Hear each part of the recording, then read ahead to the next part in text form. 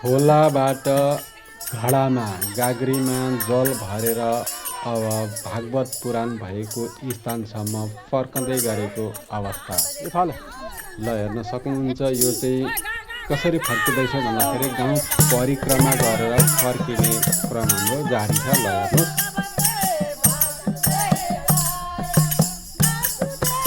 यो बाटो बन्दै गरेको अवस्था थियो र हामी यसरी फर्किँदैछौँ। एकदम राम्रो बाटो, अहिले पक्की बाटो पनि बन्ने क्रममा रहेको छ। यसरी फर्किँदै गरेको अवस्था हेर्न सक्नुहुन्छ।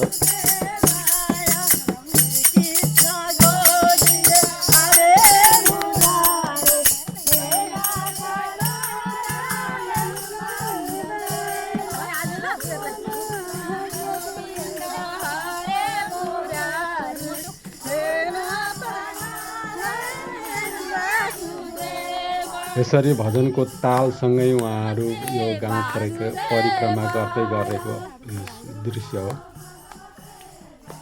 हाम्रो ठुलेमा एक्लै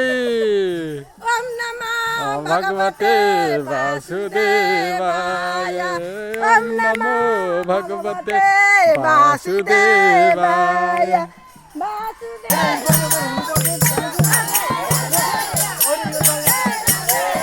सबै भक्तहरू एकजुट भएर राधे राधेको तालमा अघि बढिरहनु भएको छ। ल हेर्नुहोस्,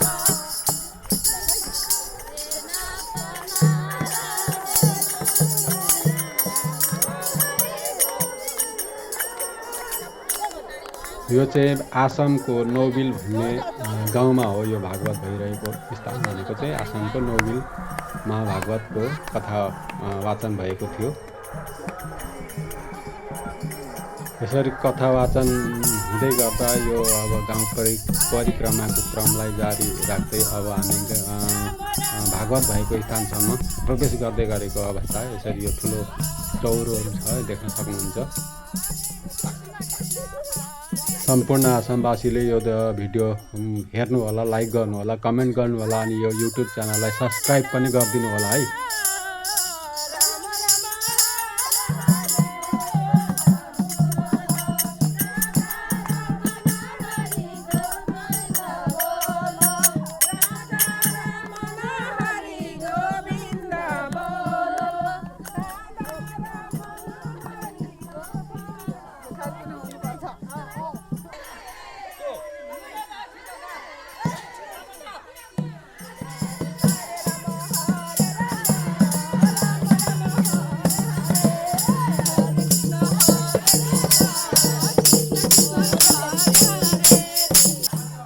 गाउँ परिक्रमा गरेर अब भागवत भएको स्थान आइपुग्दैछौँ।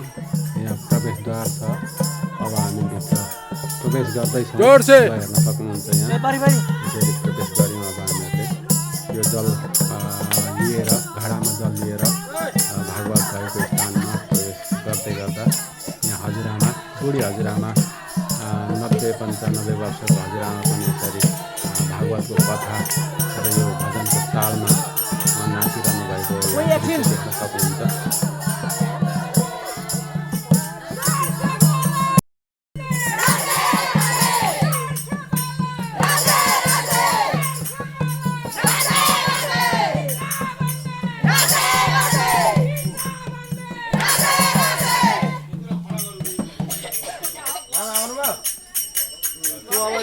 कोही नचढ्नु है उताति खुट्टाले। भागवतको मण्डपलाई यसरी सजाइएको छ। ल